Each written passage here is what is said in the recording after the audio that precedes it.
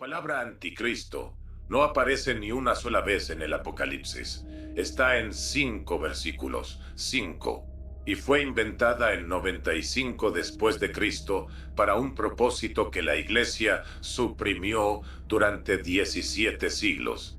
Antes de que cierres este video, voy a mostrarte el documento contable, no una teoría, un documento, con líneas de presupuesto, con nombres, con fechas, y cuando lo veas, el miedo que esa palabra generó durante 17 siglos va a tener un número de cuenta detrás. Pero primero tengo que contarte algo que me ocurrió una tarde de invierno en la BUAP, hace más de 20 años.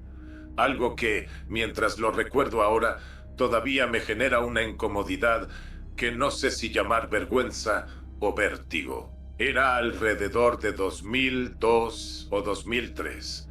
Preparaba una clase sobre literatura apocalíptica para estudiantes de cuarto semestre. Había decidido comenzar la unidad con el Apocalipsis de Juan, el texto canónico, el que cualquier persona en Occidente asocia automáticamente con la figura del anticristo.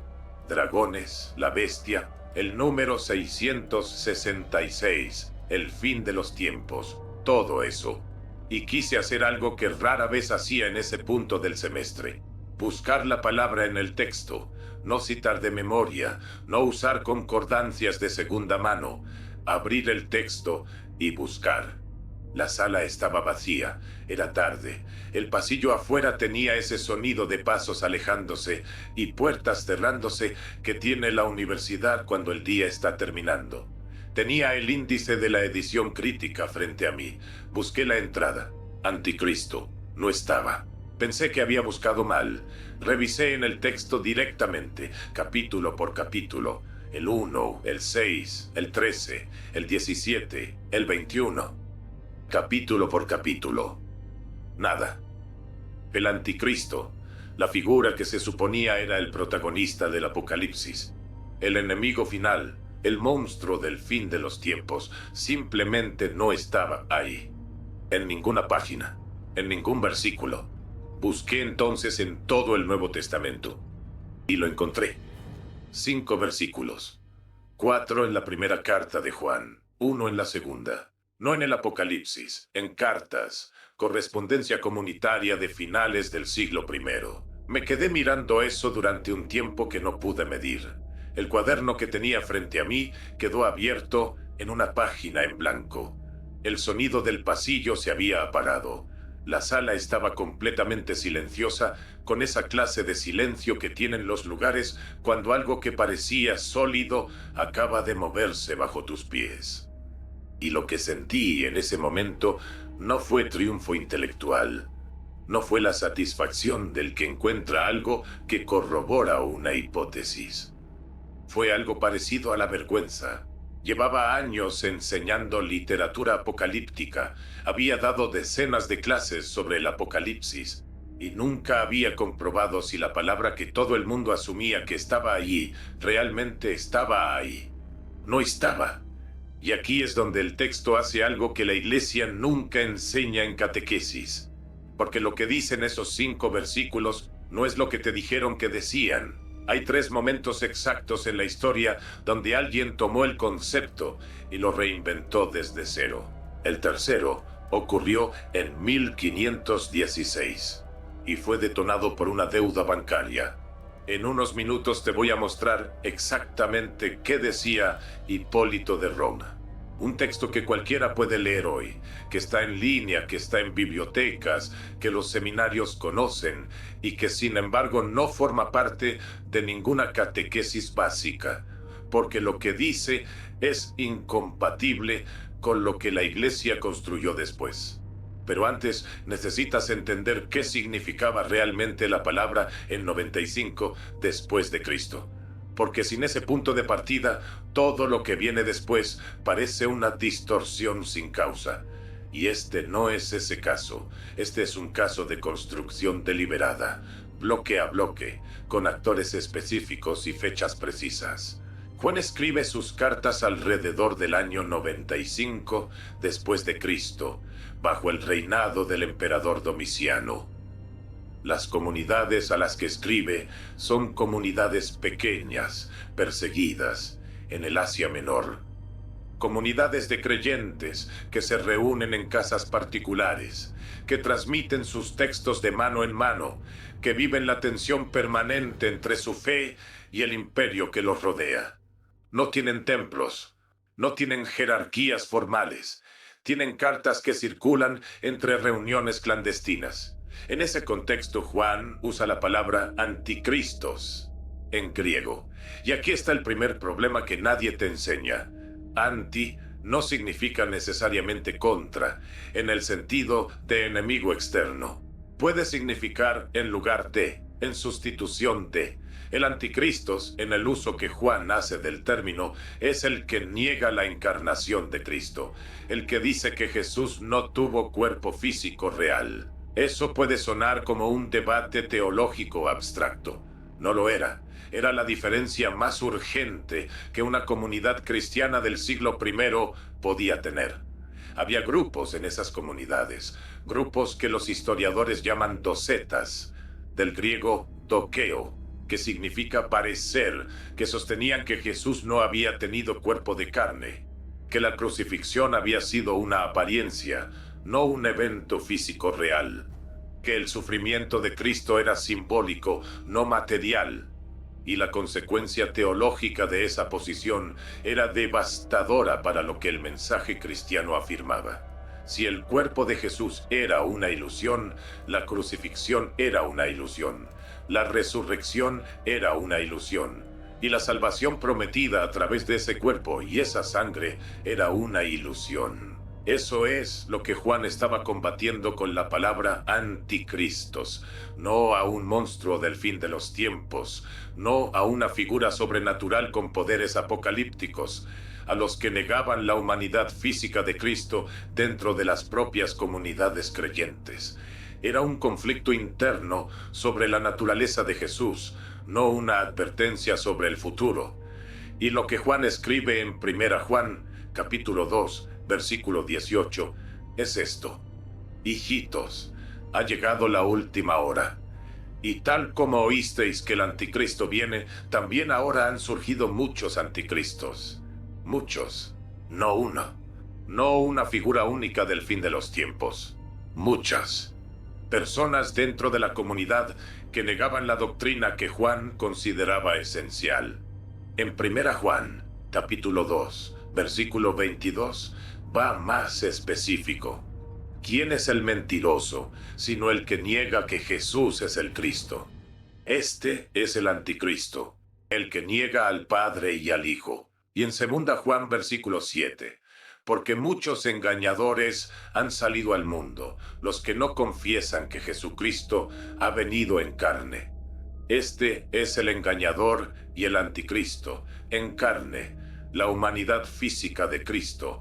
Eso y solo eso es lo que Juan llama anticristos. Aquí está la primera micro recompensa de esta noche. El anticristo original no era el enemigo que viene del exterior, era el debate que vive en el interior. Un debate teológico sobre cuerpo y espíritu entre comunidades perseguidas del Asia Menor en el año 95. No un monstruo, no el fin del mundo, no una profecía del futuro. Una discusión sobre la naturaleza de Jesús que Juan necesitaba zanjar en ese momento, en esas comunidades, con esa urgencia. Lo que sigue 130 años después no tiene nada que ver con eso. Lo que sigue 130 años después tiene el nombre de un hombre, Hipólito de Roma. Alrededor del año 220 después de Cristo, Hipólito escribe un texto que los especialistas conocen como De Cristo y el Anticristo. Es el primer intento sistemático en la historia del pensamiento cristiano de construir una figura apocalíptica a partir del término que Juan había usado en sus cartas. Y lo que Hipólito construye no se parece en nada a lo que Juan había descrito. En el texto de Hipólito, el anticristo adquiere características físicas específicas. Es descrito con rasgos humanos definidos, con poderes milagrosos que imitan los de Cristo, con una misión apocalíptica de escala universal, con un papel específico en los eventos del fin de los tiempos.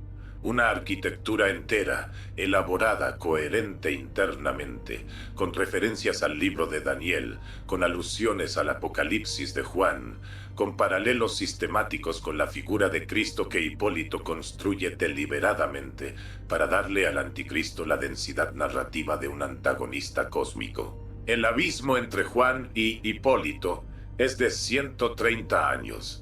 No hay ningún texto intermedio que establezca una continuidad directa. Hipólito tomó el término, un término que en Juan describía a los docetas de las comunidades del Asia Menor en el siglo I, y construyó con él una arquitectura apocalíptica que Juan no reconocería. Y la pregunta que nadie se hace en catequesis es, ¿por qué? No era teología abstracta lo que motivaba a Hipólito en el año 220. Roma perseguía activamente a los cristianos en ese período. Las comunidades vivían bajo presión real, con amenaza de ejecución, con confiscación de bienes, con la posibilidad siempre presente de delación entre vecinos. Y Hipólito, que era teólogo y líder comunitario en Roma, entendía algo que cualquier líder en situación de persecución entiende. Para que una comunidad resista bajo presión extrema, necesita una narrativa, necesita saber quién es el enemigo, necesita creer que su sufrimiento tiene un sentido en una historia más grande, necesita una figura que dé nombre y forma y escala cósmica a lo que la amenaza. El anticristo fue útil políticamente desde el primer día en que Hipólito lo construyó. No era teología, era cohesión comunitaria, era la narrativa que hacía soportable la persecución, era la respuesta a la pregunta de por qué sufrir tenía sentido.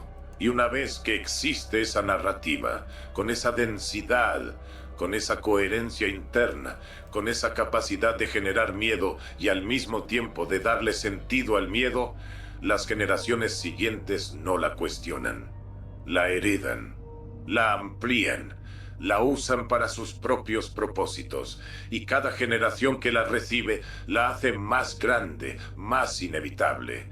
Lo que sigue 15 siglos después de Hipólito no tiene nada de teológico, tiene todo de contabilidad. Lo que voy a decirte ahora no viene de teorías, viene de contabilidad. Y lo que hace más difícil escucharlo no es la brutalidad del mecanismo, es su normalidad. La calma burocrática con la que funciona. La Edad Media construyó sobre la figura del anticristo de Hipólito un ciclo que los historiadores han documentado con precisión suficiente como para tener nombre. Roland Bainton, el historiador de la Reforma que produjo la biografía más leída sobre Lutero, lo describe con un diagrama simple: miedo al infierno, miedo al anticristo, miedo al juicio final, corrida a los sacramentos, alivio temporario, nueva dosis de miedo, nueva corrida, vuelta a pagar. No era circular por accidente, era circular por diseño. Esto lo entendí de una manera que no esperaba un otoño en Ciudad de México, alrededor de 2010. Había asistido a un congreso de historia económica medieval. No era mi área central de investigación, pero un colega me había invitado y el programa incluía una sesión sobre finanzas eclesiásticas en el siglo XV, que me pareció relevante para lo que estaba investigando en ese momento. La sesión fue técnica, árida, llena de cifras y referencias a archivos que yo no conocía bien. El tipo de ponencia que es difícil de seguir si no eres especialista. Salí al descanso con más preguntas que respuestas. Y fue, durante ese descanso, cuando algo cambió. Un especialista en historia económica de la Iglesia, un hombre que trabajaba en un archivo universitario de la Ciudad de México, con documentos vaticanos microfilmados, sacó de su maletín una carpeta con reproducciones. Me las pasó con el tono de quien muestra algo que considera obvio, con la misma calma con la que un contador mostraría una hoja de balance anodina. No había drama en su gesto, no había indignación. Solo documentos. Las reproducciones eran de documentos contables vaticanos del siglo XV, columnas de ingresos, categorías de gastos, la normalidad burocrática de una administración que registra sus cuentas con la misma precisión que cualquier institución de su tiempo. En la columna de ingresos había una línea que decía, más o menos, limosnas por remisión de penas, indulgencias. Estaba ahí con la misma naturalidad con la que podría estar una línea de alquiler de propiedades eclesiásticas o de diezmos de una diócesis. Una línea más en el presupuesto, sin asteriscos, sin notas al pie, sin explicaciones. El especialista me dijo, sin énfasis particular, con la voz de alguien que ha revisado esos documentos durante años hasta que dejaron de sorprenderle, para el pontificado de Sixto IV en la segunda mitad del siglo XV, las indulgencias ya no eran un acto pastoral ocasional, eran una línea permanente de ingresos institucionales. Estaban en el presupuesto anual. Se planificaban, se presupuestaban, había cuotas por región, había vendedores asignados por territorio, había porcentajes establecidos de antemano antes de que ningún creyente hubiera comprado nada. No me dijo esto con indignación, me lo dijo con la misma neutralidad con la que un historiador económico describe el funcionamiento de cualquier sistema fiscal. No había misterio para él. No había escándalo, solo contabilidad. Esa noche, en el cuarto del hotel donde me había alojado, no pude conciliar el sueño durante un tiempo que no quise medir. No era rabia lo que me impedía dormir. Era la imagen de esa línea de presupuesto, la normalidad de ella. El hecho de que alguien en el siglo XV hubiera tomado el miedo al anticristo, el miedo al infierno, el miedo al juicio final, y lo hubiera convertido en un ítem de planificación financiera anual, y que eso no hubiera sorprendido a nadie en ese momento, que hubiera sido simplemente la manera en que las cosas funcionaban. La misma iglesia que enseñó el anticristo como amenaza espiritual, lo listó como activo financiero. Entonces el negocio era solo medieval. ¿Simple? Espera.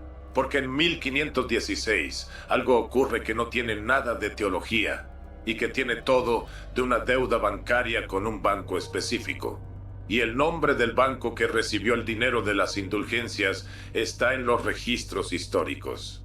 No es una hipótesis, es un nombre en un contrato. El Papa León X aprueba en 1516 que el arzobispo Alberto de Maguncia venda indulgencias en los territorios alemanes. Eso, en abstracto, suena como una decisión pastoral de un pontífice preocupado por la construcción de la Basílica de San Pedro. La realidad financiera detrás de esa decisión la documentan los historiadores de la Reforma con suficiente precisión como para rastrear cada parte del circuito, cada peso que entraba, cada peso que salía y a quién llegaba. Alberto de Maguncia era joven para ser arzobispo. Tenía poco más de 20 años cuando adquirió el cargo.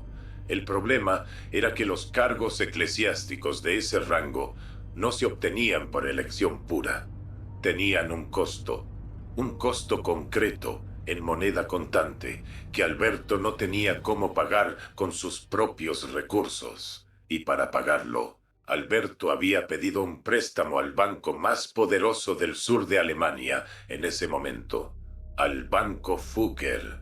Los Fugger no eran prestamistas menores. Eran la red financiera que conectaba las cortes europeas, el Vaticano y el comercio intercontinental en la primera mitad del siglo XVI.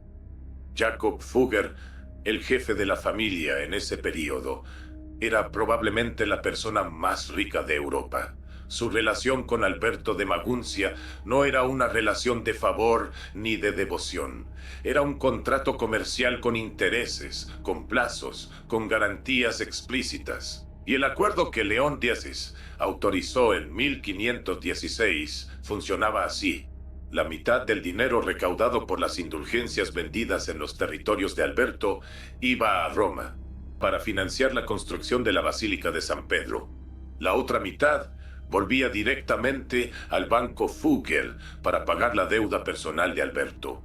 La Basílica de San Pedro en Roma fue parcialmente financiada con dinero que los campesinos alemanes pagaron porque Johann Tetzel les dijo que si no lo hacían, sus parientes muertos seguirían ardiendo en el purgatorio.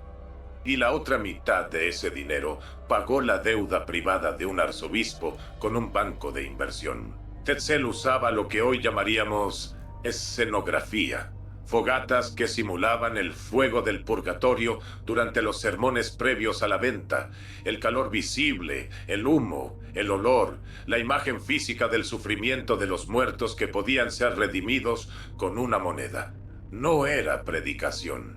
Era marketing del miedo con efectos especiales, y funcionaba porque 130 años de Hipólito de Roma y 15 siglos de iglesia medieval habían construido exactamente el nivel de terror necesario para que esa escenografía produjera el resultado que se esperaba de ella. Lutero supo lo mismo que acabo de contarte, y lo usó de una manera que nadie esperaba. Lo que hizo Lutero con ese conocimiento casi destruyó a la iglesia, y usó exactamente el mismo texto, los mismos 5 versículos. El 31 de octubre de 1517, Martín Lutero clava sus 95 tesis en la puerta de la iglesia del castillo de Wittenberg. El disparador inmediato no fue una crisis teológica abstracta sobre la gracia o la predestinación. Fue el escándalo concreto de lo que Tetzel estaba haciendo en los territorios de Alberto de Maguncia. Lutero lo conocía desde los testimonios de sus propios feligreses, que llegaban a confesarse diciéndole que no necesitaban cambiar sus conductas porque ya habían comprado la indulgencia, que el papel con el sello de Roma los eximía de cualquier cambio interior, que Dios era en los hechos un acreedor al que se podía sobornar con monedas. Eso, para Lutero, era destruir el sacramento mismo. Era vender certeza de salvación en papel. Lo que Lutero escribió en los 3 años siguientes fue escalando. Y en 1520, en un texto conocido como A la nobleza cristiana de la nación alemana, Lutero da un paso que en términos de la historia del pensamiento religioso no tiene precedente directo. Declara formalmente que el Papa es el Anticristo, y para hacerlo usa las mismas cartas de Juan que la Iglesia había estado usando durante 17 siglos. Los mismos 5 versículos, el mismo texto. La argumentación de Lutero es esta. Juan dice en su primera carta que el Anticristo es el que niega la verdad de Cristo. El Papa, argumenta Lutero, niega la verdad de Cristo al añadir a la palabra de Dios decretos humanos, al subordinar la gracia a la compra de indulgencias, al reemplazar la enseñanza directa de Cristo con la autoridad institucional de Roma. Punto por punto. Usando el texto de Juan, sin añadir nada al texto que Juan no hubiera escrito. La paradoja es perfecta. El mismo texto de 5 versículos que la Iglesia había convertido durante 17 siglos en un arma de terror psicológico, que había generado el ciclo de miedo e indulgencias, que había enriquecido a bancos como los Fugger y financiado la construcción de la Basílica de San Pedro, resultó ser el arma que casi destruyó a la Iglesia que lo había manejado. Porque nadie había leído el texto original. Porque cuando finalmente alguien lo leyó sin los filtros del miedo institucional acumulado, encontró que decía algo completamente diferente de lo que la Iglesia había enseñado que decía.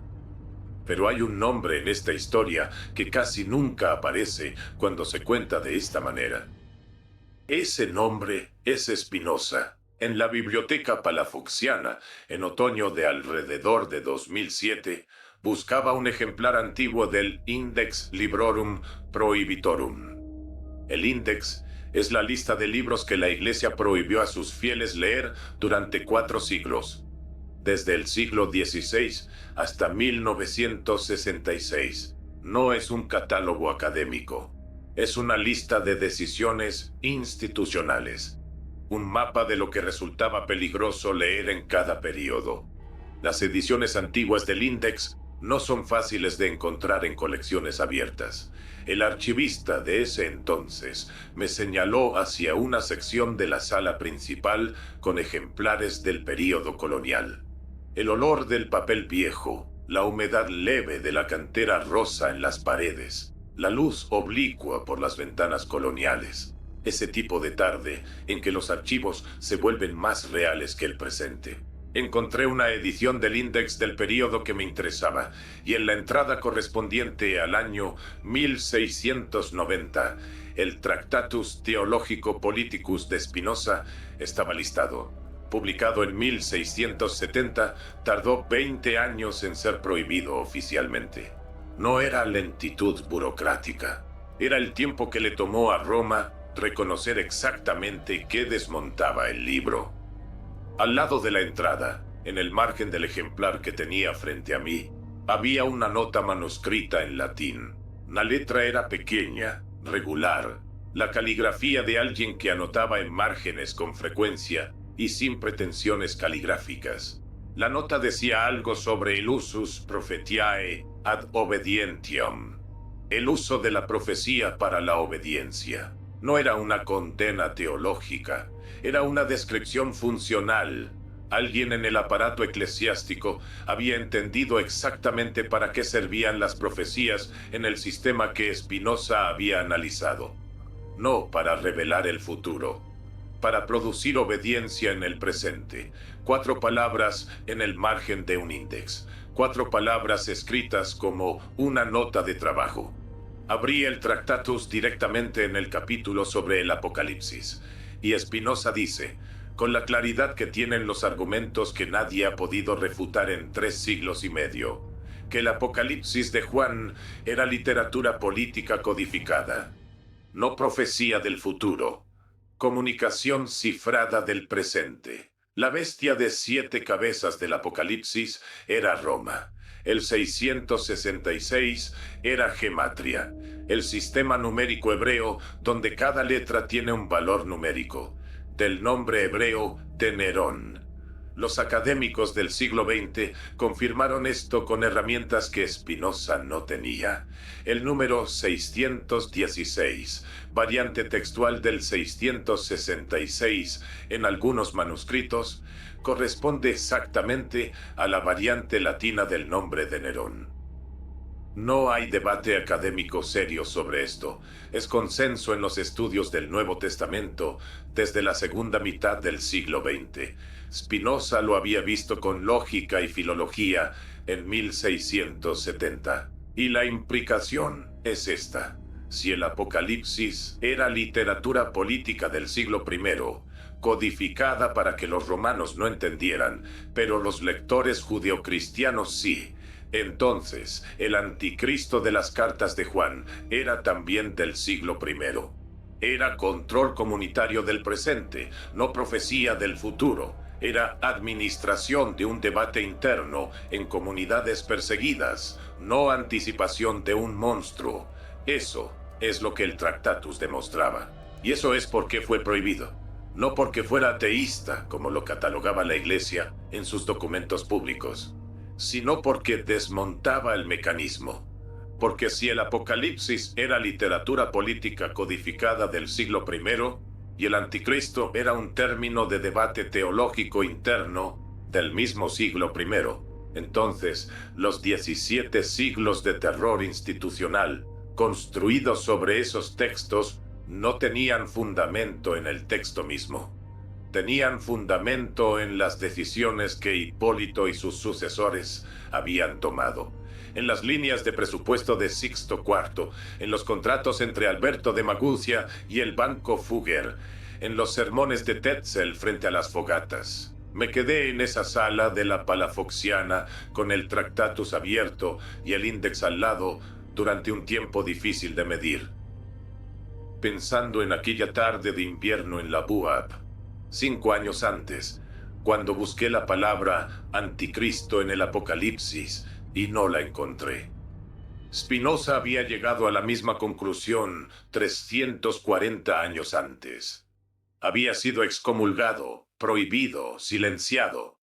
Y la conversación que él había comenzado había sido enterrada tan bien que un catedrático de filosofía en Puebla podía pasar 20 años enseñando literatura apocalíptica sin haber verificado si la palabra central de ese corpus estaba realmente donde se suponía que estaba. El silencio más efectivo no es el que quema los libros, es el que consigue que nadie sienta la necesidad de leerlos. Si Spinoza tiene razón y los documentos sugieren que sí, entonces la pregunta que surge no es histórica, es presente. El mecanismo que convierte el miedo espiritual en obediencia institucional y la obediencia institucional en recursos económicos no requiere indulgencias en papel. Requiere que las personas no lean el texto original, que crean lo que les dijeron que el texto dice sin comprobar si realmente lo dice. El mecanismo no desapareció con la reforma, cambió de forma. Todo lo que te conté esta noche es verificable. El texto de Juan está en cualquier Biblia. El texto de Hipólito de Roma, de Cristo y el Anticristo está en línea, traducido, accesible. Los documentos sobre la deuda de Alberto de Maguncia con los Fugger están en la historiografía de la Reforma. Roland Bainton los cita, Bernard McKean los contextualiza, Bart Ehrman los menciona. No tienes que creerme a mí, tienes que leer. Hay algo que no esperaba encontrar cuando empecé a investigar este tema, hace años. Y lo digo porque creo que es lo más honesto con lo que puedo cerrar. La palabra que más miedo ha generado en 1700 años de historia occidental nunca fue lo que dijeron que era.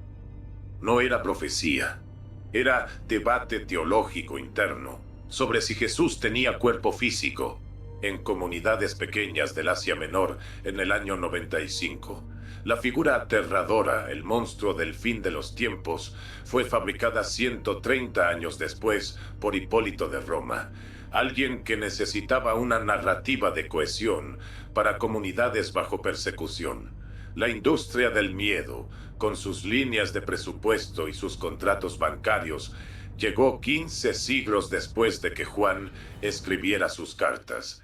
Y cuando finalmente alguien usó el texto original como arma, fue para darle vuelta al mecanismo en contra de quienes lo habían construido.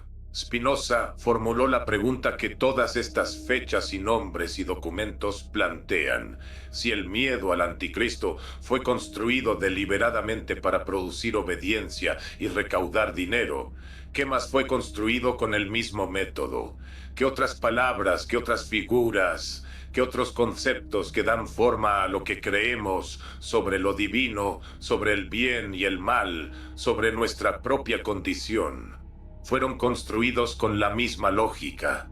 ¿Y cuántos de ellos sobreviven hoy porque nadie fue a leer el texto original? Esa pregunta no tiene una respuesta rápida, pero tiene un método, el mismo que Spinoza aplicó en 1670 y que los académicos del siglo XX aplicaron en el Sinaí y en los archivos vaticanos. Ir a las fuentes, leer el texto, verificar lo que te dijeron que decía. Si hay algo en lo que crees sobre lo sagrado que no has verificado directamente, este es un buen momento para hacerlo. Y si hay algún texto, algún dogma, algún concepto que crees que fue construido con el mismo método que te mostré esta noche, me lo dices en los comentarios. Eso es lo que hace que este canal valga la pena. Cuídate esta noche.